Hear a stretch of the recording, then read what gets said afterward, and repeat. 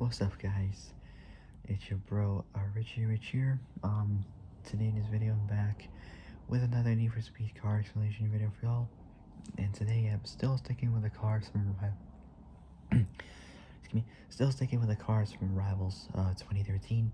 And today, I'll be talking to y'all about one of my dream cars in the game, which is the 2014, I believe.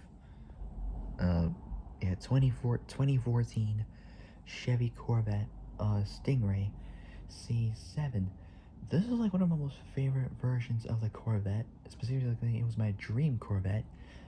Because I feel like the C7, it just looked super cool. I mean, like the design and like how it looked and with like the looks around it just looks. I mean, the past Corvettes were good, but this one, it just looked much better.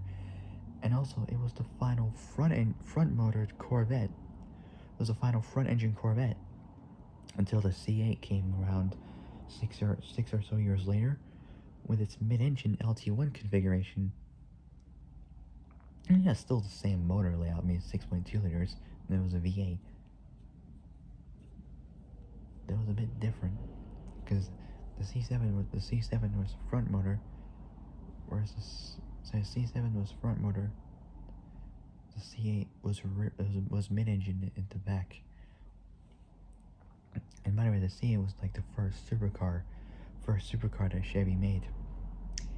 Anyways, before I start, make sure you all like the video, subscribe, comment below what y'all think. Hit the notification bell and hit all so you learn to make brand new uploads. So hit all so you learn to make brand new uploads. So under 2 minutes. So without any further ado, let's begin.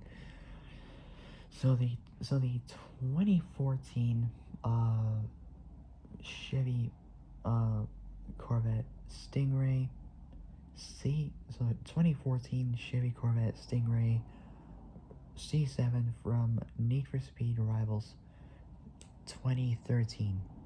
Here we go. So starting off, as always, the first part is the motor.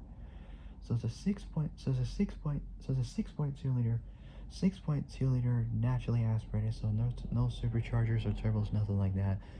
6.2 liter LT1 V8. 6,000 RPM for power, 4,000 for torque.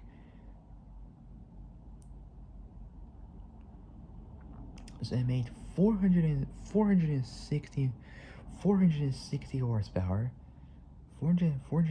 horsepower, and 460 horsepower, pretty good, and 460 horsepower, and 460 horsepower, and 460 pound-feet, 624 newton meters of torque. Now, it would normally make 450 horsepower, but because this has a performance exhaust, it bumps the horsepower up to an extra 10 horsepower increased. So 10 horsepower more, just with a performance exhaust, which is pretty cool. So 6,000 RPM for power, so 6,000 RPM for power, 4,000 for torque.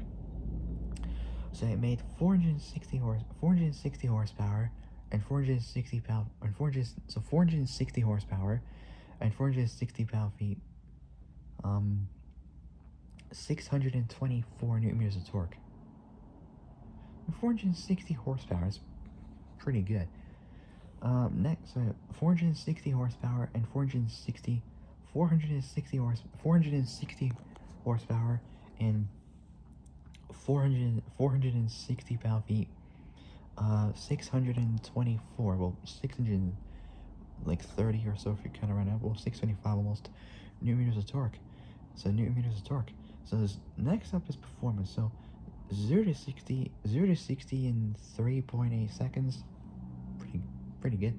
Top speed 186 miles an hour, well, roughly almost 190, which is pretty good. Transmission, it was the first for a Corvette to produce a 7-speed manual gearbox. was like a 6-speed manual, stick shift, but with an extra gear into it. Now, mostly for 7 speeds, it will mostly be for paddle shifts at cars. But they did with a 7-speed manual. So still a manual gearbox, but with 7 speeds and still 3 pedals, which is pretty good. So 7-speed manual, so 0 to 60 in 3.8 seconds, top speed 186 miles an hour, well 190 roughly, with a 7-speed manual and the car's weighing at 3,298 pounds, which is roughly 3,300 if you round up. 1,496 roundups, like 1,500 kilos. Not too bad. This is pretty light for a Corvette, considering the modern technology it had back then. So layout was front motor, rear wheel drive. So front motor, rear wheel drive. Perfect. Anyways, moving on. So the 2014 Corvette Stingray C7. So the 2014 Corvette Stingray C7s, the seventh generation, so the Gen 7 for short, Corvette from Chevy. It's the successor to the 09 to 2013 C6 Corvette, and is also the first Corvette to carry the Stingray name. The Stingray name since the 1976 C3 Corvette Stingray. So the C3. The C7s developed on a fresh blueprint. Fresh blueprint, and barely shares any parts with the previous generation models. From the C1 all the way to the C6, it barely shares any parts with those. Some of the brand new additions include the 6.2 liter naturally aspirated small block. So 6.2 liter naturally aspirated small block LT1 V8 motor, 7-speed manual, 7-speed manual, electric power steering, and a new chassis with aluminum base and carbon fiber parts, and also some magnesium used for the seats and the suspension as well. Pretty good.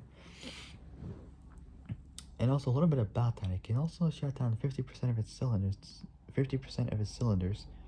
so it'd be more economical to an inline 4, which, well, I mean, well, not inline 4, but a V4, so 4-cylinder technically. I don't know, would you really want that? I mean, really? Anyway, so some of the brand new additions included the small block 6.2 liter 6.2 liter LT1 V8. So this one, 7-speed manual, electric power steering, and a new chassis with aluminum base and carbon fiber parts, such as carbon fiber suspension and magnesium seats, and even it's got Ferrari technology, such as the driving mode selector, which what Ferrari has. So it has 6.2 liter LT1 V8, 7-speed manual, electric power steering, new chassis with both aluminum base and carbon fiber parts, and also magnesium as well in the Ferrari system to it as well. The interiors also been revamped with extensive use of leather, new performance seats, which are handcrafted from ultralight magnesium, like I mentioned. So use of leather, new performance seats, and a full electronic center dashboard. The model has an optional Z as an optional Z51 pack, so the Z51 Performance Pack, available, which features both sharper chassis, sharper chassis, and gearbox tuning, and an electronic LSD differential, and an aerodynamic package. So aerodynamic pack with bigger wheels. Bigger wheels kind of also include bigger brakes, but I don't know if the brakes are standard. I think the brakes are standard, but I'm not sure if they were like optional for this pack. I don't know. What I'm trying to say is, like, I don't know if they were included with this pack, which I don't think it was. Anyways, the pack's available as standard in the European market. So in Europe, it was just technically standard.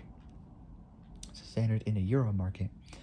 Next is video games. So Need for Speed Rivals 2013. Here we go. The Stingray, the Corvette Stingray, appears. The Corvette Stingray appears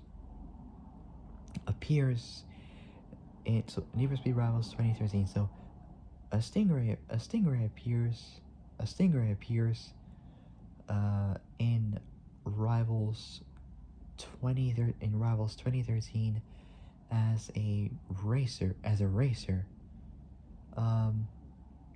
and was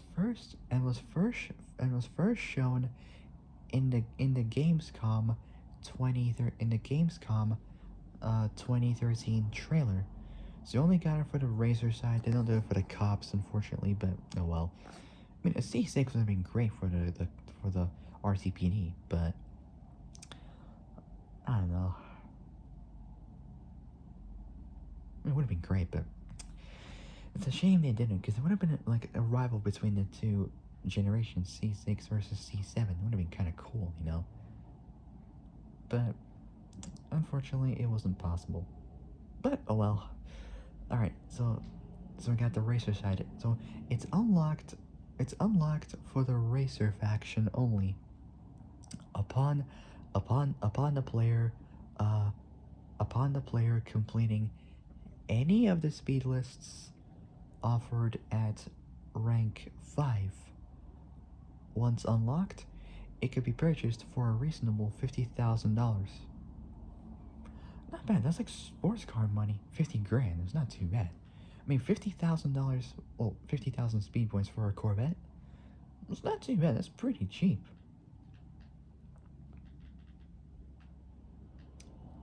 Not too bad. It's not too bad. It's pretty good. Alright, and that is pretty much it for the Corvette. So if you guys like this video, like, subscribe, comment below what y'all think. Hit the notification bell and hit all so that it'll make bring uploads. So that'll be it. I'll see you guys soon in the next video. Till then, stay safe, have a great day, and I'll see you guys soon in the next video. So take care, folks. Stay safe out there, and I'll see you guys soon. Bye bye.